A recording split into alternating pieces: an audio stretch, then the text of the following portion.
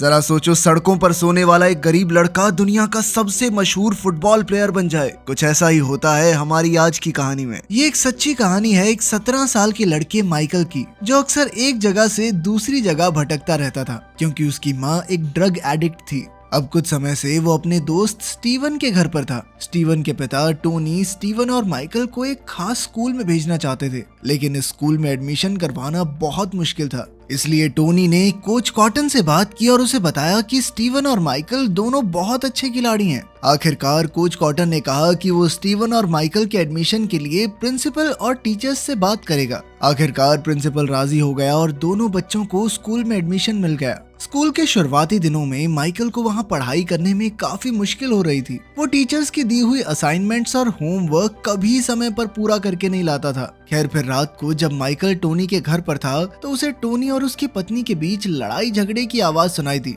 Tony की पत्नी Michael के उनके घर पर रहने से नाखुश थी क्योंकि उसके मुताबिक माइकल उनके परिवार के लिए एक बोझ था। ये सुनते ही माइकल टोनी का घर छोड़कर निकल गया क्योंकि वो किसी पर बोझ नहीं बनना चाहता था। उसका कोई ठिकाना नहीं था, इसीलिए वो दर दर भटकने लगा और स्टेडियम में लोगों के गिराए हुए पॉपकॉर्न्स खाकर अपना पेट भरने लगा। एक दिन माइकल पार्क में खेलते हुए बच्चों के पास गया, पर उसका बड़ा शरीर देखते ही बच्चे डरकर भाग गए। लेकिन तभी एसजे नाम का एक बच्चा उसके पास आया और कहा कि भाई, हंसते हुए आया कर यहाँ पे तू, नहीं तो लोग तेरे से डर के ऐसे ही भागेंगे। फिर एक रात एसजे अपने माँ बाप के साथ गाड़ी में जा रहा था कि अचानक उसने माइकल को अकेले बारिश में चलते देखा। एसजे की माँ एनी ने देखा कि माइकल के पास गर्म कपड़े भी नहीं थे और वो ठंड की वजह से कांप रहा था। अब वो खुद गाड़ी से निकलकर माइकल के पास गई और उससे बात की। जब उसे पता चला कि वो स्कूल के बाहर ही रात गुजारने वाला है तो उसने माइकल को अपने घर चलने को कहा। अब माइकल उनके साथ एसजे के घर पहुंचा तो उनका आलीशान घर देखता ही रह गया। असल में एसजे के पिता शॉन एक मशहूर रेस्टोरेंट के मालिक थे और एनी एक इंटीरियर डिजाइनर थी। वहां जाकर माइकल की मुलाकात एसजे की बड़ी बहन कॉलिंस से हुई। इसके बाद एनी ने उसके सोने के लिए लिविंग रूम में एक आरामदायक सोफा लगा दिया। फिर बाद में एनी और शॉन माइकल की बात कर रहे थे क्योंकि वो उसके बारे में कुछ नहीं जानते थे कि वो कौन है और कहां से आया है। अगली सुबह एनी ने देखा कि माइकल पहले ही वहां से जा चुका था। उसने घर में इधर उधर देखा तो उसे माइकल दरवाजे की ओर जाता देखा। तब वो दौड़कर उसके पीछे गई और उसे अपने परिवार के साथ थैंक्सगिविंग मनाने का न्योता दिया। थोड़ा हिचकिचाकर माइकल मान ही गया, जिसके बाद माइकल ने एनी और उसके पूरे परिवार के साथ थैंक्सगिविंग का त्योहार मनाया। फिर एनी माइकल को कपड़े दिलाने ले गई क्योंकि माइकल रोज एक ही कपड़े पहनता था। लेकिन माइकल ने कहा कि इसकी कोई जरूरत नहीं है क्योंकि उसके बहुत सारे कपड़े उसकी माँ के घर पर हैं। तब एनी माइकल को उसकी माँ के घर ले गई, लेकिन वहां जाकर माइकल ने देखा कि दरवाजे पर एक नोटिस लगा था, जिसका मतलब है कि उसकी माँ अब यहाँ नहीं रहती।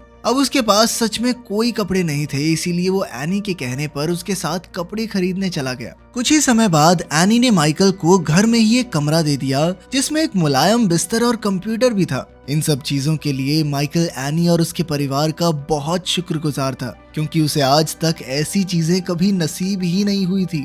इसी दौरान माइकल पढ़ाई में भी अच्छा होने लगा क्योंकि अब टीचर्स उस पर खास ध्यान देने लगे थे। साथ ही शॉन ने माइकल की खेल कूद की काबिलियत को पहचाना और उसे स्कूल की फुटबॉल टीम में शामिल होने को कहा। जब उसे टीम में चुन लिया गया तो इसकी खुशी में शॉन पूरे परिवार को बाहर डिनर पर ले गया। शॉन और उसका परिवार माइकल को बिल्कुल अपने दूसरे बेटे की तरह रखते थे। जब क्रिसमस कार्ड के लिए तस्वीरें खिंचवाई गई तो उन्होंने माइकल को भी अपने साथ शामिल किया। उस दिन से शॉन और एनी के रिश्तेदारों और दोस्तों को भी पता चल गया कि अब माइकल भी उनके परिवार का हिस्सा है। फिर एक दिन जब एनी अपनी सहेलियों के साथ बाहर खाना खाने गई तो उन्होंने उसे ताने मारते हुए कहा कि उसकी बेटी कॉलिंस माइकल के घर पर होने से कितना असुरक्षित महसूस करती होगी। उनके मुताबिक माइकल जैसे बड़े और काले लड़के को घर में बिल्कुल नहीं रखना चाहिए। मगर अपनी सहेलियों की छोटी सोच देखकर एनी निराश होकर वहां से लौट आई। घर जाकर उसने कॉलिंस से पूछा कि क्या उसे माइकल के घर में होने से कोई दिक्कत है, लेकिन कॉलिंस ने कहा कि नहीं मम्मी, ऐसा तो कुछ भी नहीं है,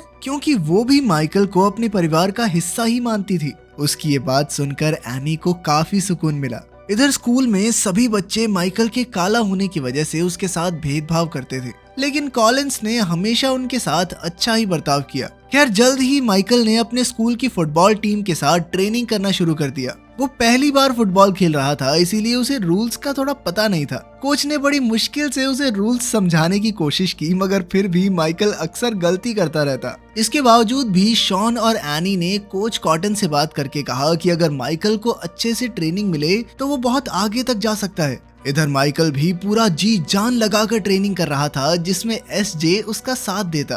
फिर कुछ समय बाद एनी ने शॉन से कहा कि वो माइकल को गोद लेना चाहती है। पहले तो शॉन इस बात से सहमत नहीं हुआ, क्योंकि उन्हें माइकल के अतीत के बारे में कुछ भी नहीं पता था। पर आखिरकार एनी ने उसे राजी कर ही लिया। जब एनी ने उसे गोद लेने के कागज भरे तो उसे पता चला कि माइकल के पिता एक एक्सीडेंट में मारे गए और उसकी माँ एक ड्रग एडिक्ट है। माइकल की माँ जिंदा थी, इसलिए एनी ने उसे गोद लेने से पहले उसकी माँ से इजाजत लेने की सोची। एनी ने डेनिस से कहा कि वो हमेशा माइकल की माँ रहेगी और जब चाहे उससे मिलने आ सकती है। डेनिस ने भी सोचा कि एनी और शॉन के साथ रहकर माइकल की जिंदगी सुधर जाएगी, इसीलिए उसने उन्हें माइकल को गोद लेने की इजाजत दे दी। माइकल एक ऐसा लड़का जिसके पास ना कभी घर था और कभी प्यार तो उसे मिला ही नहीं, पर अब उसके पास एक अच्छा घर और एक प्यारा सा परिवार था। फिर एक दिन माइकल और एसजे गाड़ी में जा रहे थे कि अचानक उनका जबरदस्त एक्सीडेंट हो गया। हालांकि उनकी जान बच गई, पर माइकल को बहुत गहरा सदमा लगा, क्योंकि उसकी वजह से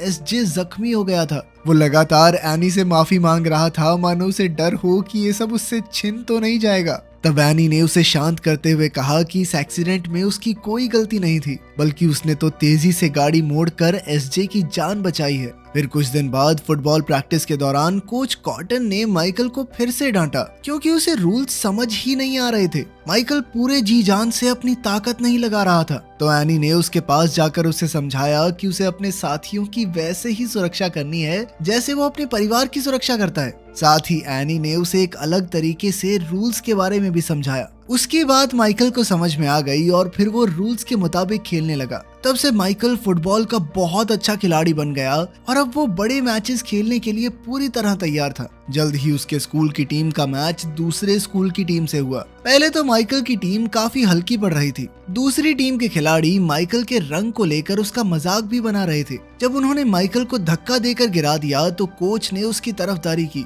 ये देखकर माइकल में और भी जोश भर गया और वो अपनी टीम को जिताने के लिए लग गया। जल्द ही माइकल ने पूरी गेम का पासा पलट दिया और अब उनकी टीम अपने ओपोनेंट्स पर भारी पड़ रही थी। वहीं दूसरी ओर एसजे दर्शकों में बैठकर माइकल के दमदार खेल की वीडियो बना रहा था। आखिरकार माइकल की ही वजह से उनकी स्कूल टीम मैच जीत गई, जिससे सबको उस पर बहुत गर्व हुआ। फिर अगले दिन एसजे ने माइकल के फुटबॉल मैच की फुटेज अलग अलग कॉलेज के कोचेस को भेजी और उसकी काबिलियत देखकर वो सब काफी प्रभावित हुए। एक दिन जब माइकल अपनी स्कूल टीम के साथ ट्रेनिंग कर रहा था तो कई सारे कॉलेजेस के कोच उसकी काबिलियत देखने आ पहुंचे। फिर कोच कॉटन ने माइकल को बुलाकर उसे सबके सामने खेलने को कहा। जब कोचेस ने उसे अपनी आंखों के सामने खेलते हुए देखा तो सभी बहुत ज्यादा इम्प्रेस हो गए, क्योंकि उन्होंने आज तक इतना अच्छा खिलाड़ी नहीं देखा था। इस दिन के बाद सभी कोचेस माइकल को अपने कॉलेज की फुटबॉल टीम में शामिल करने की होड़ में लग गए। इसके बाद माइकल को कई सारी यूनिवर्सिटी से स्कॉलरशिप्स के ऑफर आए, पर वो स्कॉलरशिप नहीं ले सकता था क्योंकि वो पढ़ाई में उतना अच्छा नहीं था।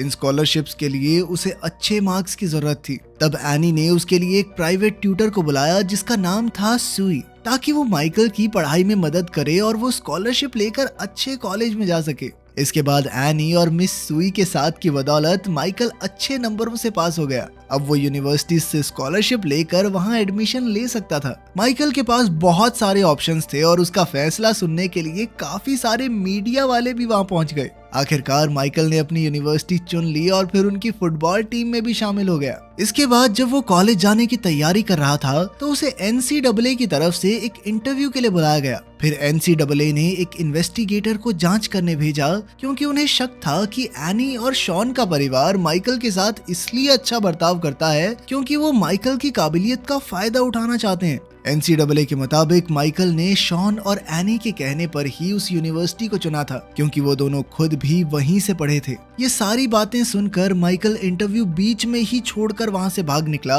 और उसने एनी से पूछा कि उसे गोद लेने के पीछे का असली मकसद क्या है। NCAA की बातें सुनकर माइकल बहुत निराश हो गया, इसीलिए वो एनी को वहीं छोड़कर चला आया और फिर उनके घर लौटकर नहीं गया। इसके बाद वो अपनी असली माँ को ढूंढते हुए गांव पहुंचा, पर उसे अपना पुराना दोस्त मिला जो कि एक गैंग लीडर बन गया था। उसने माइकल को अपने बाकी दोस्तों के साथ पार्टी करने बुलाया और उसे बियर पिलाई। फिर एक लड़के ने एनी और कॉलिंस के बारे में गंदे मजाक करने शुरू कर दिए, जिससे माइकल को बहुत गुस्सा आया और उसने सभी लड़कों को बुरी तरह पीटा। फिर अगले दिन उसने काफी सोच विचार के बाद एनी को फोन किया। तब एनी ने कहा कि उसने माइकल की मदद इसलिए की क्योंकि उसे लगा कि उसमें काबिलियत है और वो बहुत आगे जाएगा। तब एनी ने उसे समझाया कि वो कभी भी उसका फायदा नहीं उठाना चाहते थे, लेकिन उन्होंने हमेशा उसे आगे बढ़ते रहने को कहा ताकि वो अपनी काबिलियत के हिसाब से बहुत आगे तक जाए। तब माइकल ने एनी को माँ कहकर पुकारा और उसे गलत समझने के लिए उससे माफी मांगी। बाद में उसने NCAA के इन्वेस्टिगेटर्स को बताया कि उसने यूनिवर्सिटी को इसलिए चुना है